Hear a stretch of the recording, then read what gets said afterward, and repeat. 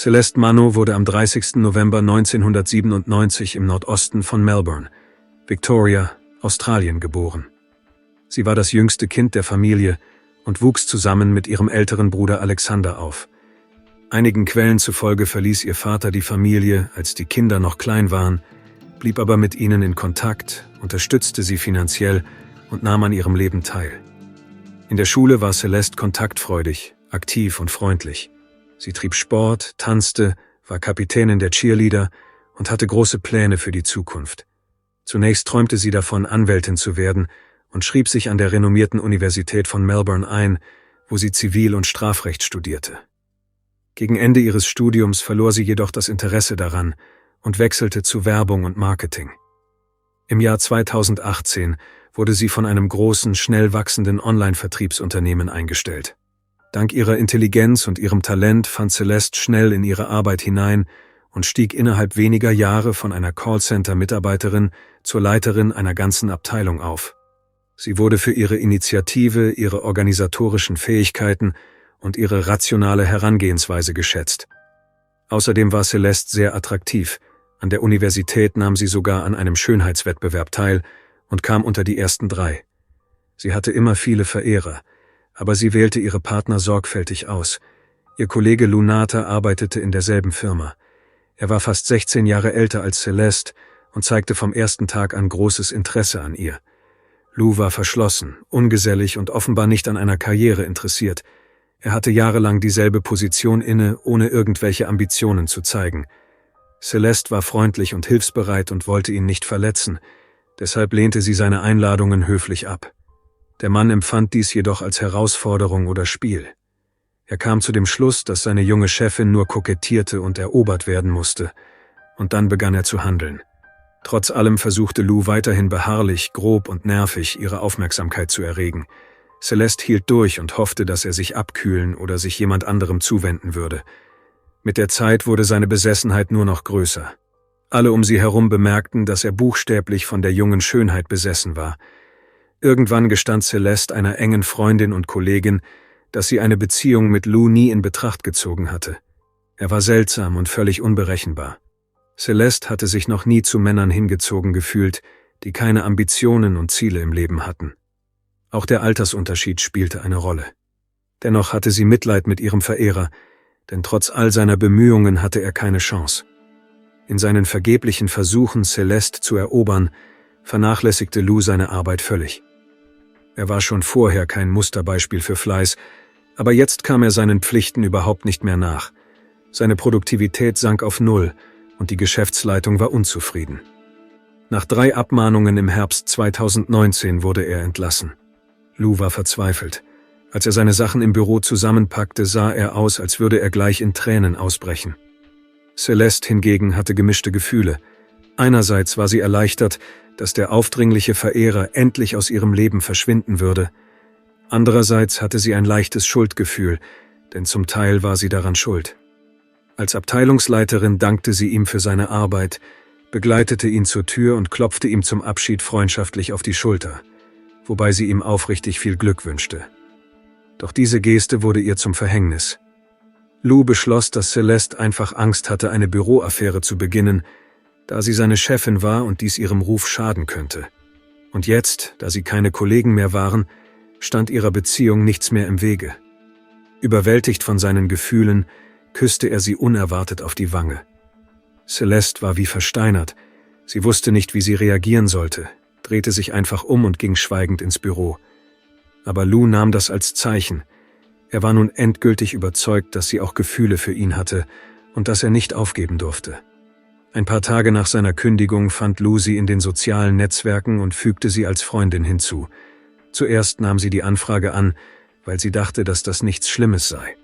Aber als er sie mit Nachrichten überschüttete, in denen er sie um ein Treffen bat, lehnte sie zunächst höflich ab und blockierte ihn dann. Am nächsten Tag erstellte er einen neuen Account und schrieb ihr erneut. Dann begann er, ihre Fotos zu kommentieren, bewunderte ihre Schönheit und deutete an, dass sie ein perfektes Paar wären.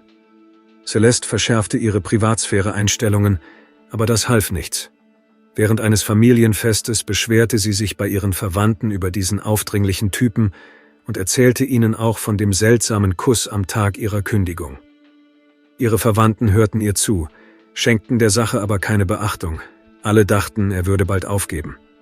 Aber Lou hatte ihre private Nummer herausgefunden, obwohl sie zuvor nur über den Arbeitschat kommuniziert hatten. Bald erhielt sie seltsame romantische Nachrichten. Sie wusste sofort, von wem sie kamen. Er schrieb selbstgeschriebene Gedichte, machte ihr Komplimente über ihr Aussehen und schlug ihr immer wieder vor, sich zu treffen. Einmal nahm sie seinen Anruf an und versuchte ihm zu erklären, dass zwischen ihnen nichts laufen würde, und bat ihn, sie in Ruhe zu lassen. Aber Lou hörte ihr nicht zu. Er wiederholte nur, wie schön er ihre Stimme fand und wie froh er war, dass sie endlich mit ihm gesprochen hatte. Nach diesem Anruf versuchte Celeste, Lou zu blockieren, aber er rief jedes Mal von einer neuen Nummer an. Schließlich änderte sie ihre Nummer, aber schon nach einer Woche hatte er sie irgendwie herausgefunden und der Telefonterror begann von vorne. Etwa ein halbes Jahr lang versuchte sie erfolglos, diesen besessenen Verehrer zu ignorieren. Sie blockierte seine Nummern und gefälschte Seiten in sozialen Netzwerken, antwortete nicht auf Nachrichten und versuchte ein normales Leben zu führen. Aber der Strom von Nachrichten hörte nicht auf, und ihr Ton änderte sich allmählich, von romantisch zu dreist und bedrohlich. Jetzt bat Lou nicht mehr um ein Treffen, sondern forderte es und begann seine kranken Fantasien darüber, was er mit ihr machen würde, in allen Einzelheiten zu beschreiben. Aber das war noch nicht das Schlimmste. Er begann sie im wirklichen Leben zu verfolgen. Es stellte sich heraus, dass Lou ihr von der Arbeit nach Hause folgte und herausgefunden hatte, wo sie wohnte. Zunächst war Celeste sich nicht bewusst, dass er ihr nicht nur schrieb, sondern ihr buchstäblich auf den Fersen war. Sie sah ihn flüchtig in der Nähe ihres Hauses, redete sich aber jedes Mal ein, dass sie sich das nur einbildete, weil sie nervös war. Als sie schließlich begriff, dass sie sich nicht getäuscht hatte und Lou sie tatsächlich mit manischer Besessenheit verfolgte, beschloss sie, sich an die Polizei zu wenden. Celeste wollte eine einstweilige Verfügung, die Lou verbot, sich ihr und ihrem Haus zu nähern. Aber die Polizisten reagierten auf ihre Anzeige gleichgültig, wenn nicht gar spöttisch. Ihrer Meinung nach habe Lou nicht gegen das Gesetz verstoßen, da es nicht verboten sei, Gedichte oder offen fantasierte Nachrichten zu schreiben, und Celeste keine Beweise dafür habe, dass er ihr gefolgt sei. Schließlich wurde sie höflich gebeten zu gehen und die Verfolgung echter Verbrecher nicht zu behindern. Noch ein halbes Jahr lang litt Celeste unter der Verfolgung durch ihren ehemaligen Kollegen. An Werktagen sah sie oft sein Auto vor ihrem Büro, abends fuhr er mehrmals an ihrem Haus vorbei. Sie spürte ständig seinen Blick und lebte in nervöser Anspannung. Im August 2020 ging sie erneut zur Polizei, diesmal mit Fotos und Videos, die bewiesen, dass Lou sie tatsächlich verfolgt hatte. Ein anderer Beamter nahm die Situation ernster und war sogar überrascht über die Untätigkeit seiner Kollegen. Er riet ihr, vor Gericht zu gehen, und bald wurde eine Schutzanordnung erlassen. Lou wurde verboten, sie anzurufen, sich ihr zu nähern oder in irgendeiner Weise Kontakt mit ihr aufzunehmen. Lou hatte diese Wendung offensichtlich nicht erwartet und verschwand für mehrere Wochen aus Celestes Leben. Zum ersten Mal seit langer Zeit fühlte sie sich frei und glaubte, dass der Albtraum endlich vorbei war. Aber es war noch zu früh, sich zu entspannen. Weniger als einen Monat später erhielt sie wieder Nachrichten von unbekannten Nummern. Zuerst flehte Lou sie an, dann forderte er sie auf, die Anzeige zurückzuziehen und die Schutzanordnung aufzuheben, da diese ihrer romantischen Beziehung im Wege stünde. Celeste ging sofort zur Polizei. Jetzt hatte Lou gegen das Verbot verstoßen und musste dafür gerade stehen. Er wurde mit einer Geldstrafe belegt und gewarnt, dass ein weiterer Verstoß schwerwiegendere Folgen bis hin zu einer Gefängnisstrafe haben würde. Danach meldete sich Lou fast 2 Monate lang nicht, und die junge Frau hatte bereits beschlossen, dass er sie endlich in Ruhe lassen würde. Im September 2020 lernte Celeste einen Mann namens Chris Ridsdale kennen. Er war nur 1 Jahr älter als sie. Sie hatten viele Gemeinsamkeiten und bald begann eine Beziehung zwischen ihnen. Sie erzählte Chris von der Belästigung durch ihren ehemaligen Kollegen und gab zu, dass sie sich, obwohl er sich seit über einem Monat nicht mehr gemeldet hatte, immer noch unwohl fühlte. Chris umgab sie mit Fürsorge und tat alles, damit sie sich sicher fühlte. Anfang November lud Celeste ihn zu einem Familienessen ein, um ihn ihren Eltern und ihrem Bruder vorzustellen. Ihre Familie mochte ihn, sie verstanden sich auf Anhieb gut, und ihre Mutter scherzte sogar, dass ihre Tochter nun gut beschützt sei. Die nächsten Wochen verliefen ruhig. Der ehemalige Verehrer tauchte nicht auf, und Celeste verlor allmählich ihre Angst, dass Lou wieder in ihr Leben eindringen könnte. Am 15. November 2020 ging das verliebte Paar auf ein Date. Sie saßen in einem Café und genossen die Zweisamkeit, als Celeste vorschlug, ein gemeinsames Selfie zu machen. Das Foto war sehr romantisch. Das Paar saß an einem Tisch, umarmte sich, lächelte und sah wirklich glücklich aus. Celeste gefiel das Bild so gut, dass sie es als Profilbild in den sozialen Netzwerken verwendete. Damit wollte sie nicht nur den Moment festhalten, sondern auch zeigen, dass sie in einer ernsthaften Beziehung war. Chris postete das Foto ebenfalls auf seiner Seite mit einer rührenden Bildunterschrift: „Ich liebe diese Frau und werde alles tun, damit ihre Augen immer so vor Glück strahlen wie auf diesem Foto." Leider war dies ihr letztes Date. Am Abend brachte Chris Celeste nach Hause. Sie verabschiedeten sich und verabredeten sich für den nächsten Tag. Celeste verbrachte noch etwa eine Stunde mit ihrer Mutter in der Küche, um über ihren Freund zu sprechen, und ging dann schlafen. Sie musste früh zur Arbeit. Am 16. November 2020, gegen 4 Uhr morgens, wurde Edgy durch das Geräusch von zerbrochenem Glas geweckt. Zuerst verstand sie nicht, was los war, aber dann hörte sie seltsame Geräusche, Schreie und Getöse. Zunächst dachte sie, dass der Lärm von der Straße kam, aber bald wurde klar, dass alles im Haus passierte.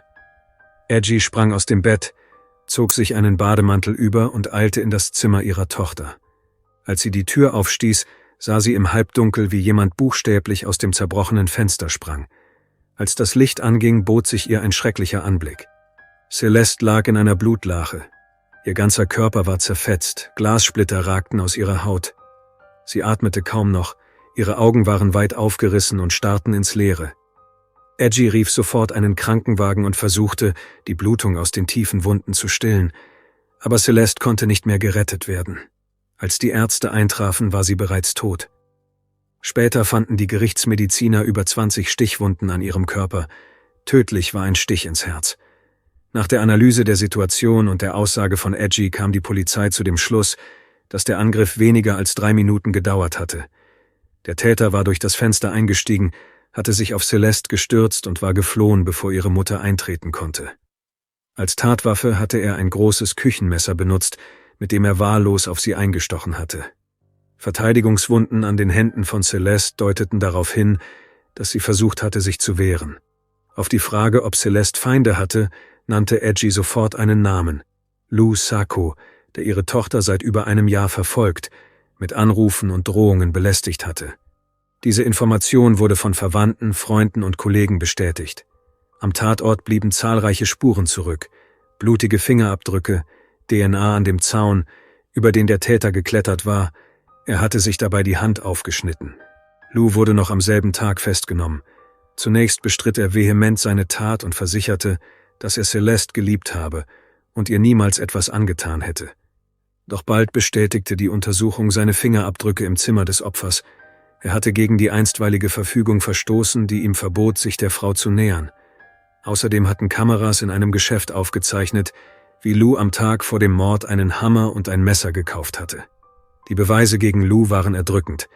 Er hatte das Opfer lange verfolgt, die Tatwaffe gekauft und die Tat begangen, nachdem er ein Foto von ihr mit ihrem neuen Freund gesehen hatte.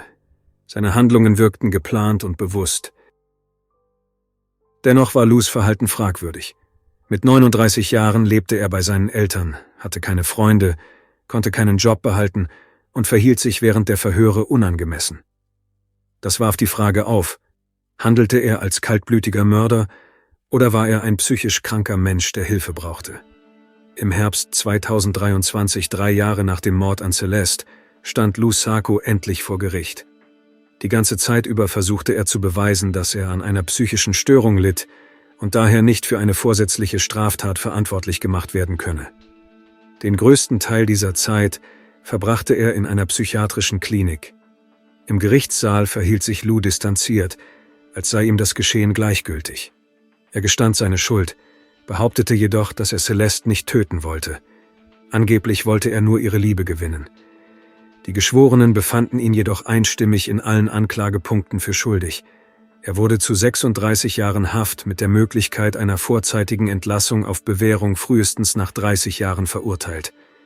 Die Eltern von Celeste betonten wiederholt, dass ihre Tochter bereits 2020 zur Polizei gegangen war, um Schutz vor Lou zu suchen, ihre Anzeige jedoch nicht aufgenommen wurde, da nach der damals geltenden Gesetzgebung nur Versuche des physischen Kontakts als Stalking galten, während Mobbing im Internet und telefonische Drohungen nicht strafbar waren. 3 Jahre lang arbeitete die Mutter der verstorbenen Frau zusammen mit Anwälten und Aktivisten an einem Celeste-Gesetz, das Straftatbestände für Stalking in sozialen Netzwerken, Mobbing durch Nachrichten und Briefe einführen sollte. Egidiaro glaubte, dass dies dazu beitragen würde, andere Frauen zu schützen und ähnliche Tragödien zu verhindern. Sie bereitete mehr als 500 Änderungsanträge vor, die jedoch fast alle abgelehnt wurden. Untersuchungen ergaben, dass sich die meisten Internetstalker auf unsichtbare Beobachtung beschränken und nicht zu realen Drohungen übergehen. Letztendlich wurden nur teilweise Maßnahmen ergriffen. Der Zugang zu persönlichen Daten in sozialen Netzwerken wurde verschärft, die Ausstellung von Schutzanordnungen wegen Drohungen im Internet wurde erlaubt, aber eine strafrechtliche Verantwortung für solche Handlungen wurde nicht eingeführt. Derzeit kann man mit einer Verwarnung davonkommen, bei wiederholten Verstößen mit einer Geldstrafe, aber auch das nicht immer. Diese Geschichte hat eine enorme Lücke im System aufgezeigt, wie die Gleichgültigkeit der Polizei und veraltete Gesetze einem unschuldigen Menschen das Leben kosten können. Celeste hat alles getan, um sich zu schützen, aber der Staat hat sie im Stich gelassen. Ihre Mutter kämpft weiter für Veränderungen, aber leider bisher ohne Erfolg. Und Lou Sako wird den Rest seines Lebens, wenn nicht sogar sein ganzes Leben, hinter Gittern verbringen. Aber das wird Celeste nicht zurückbringen.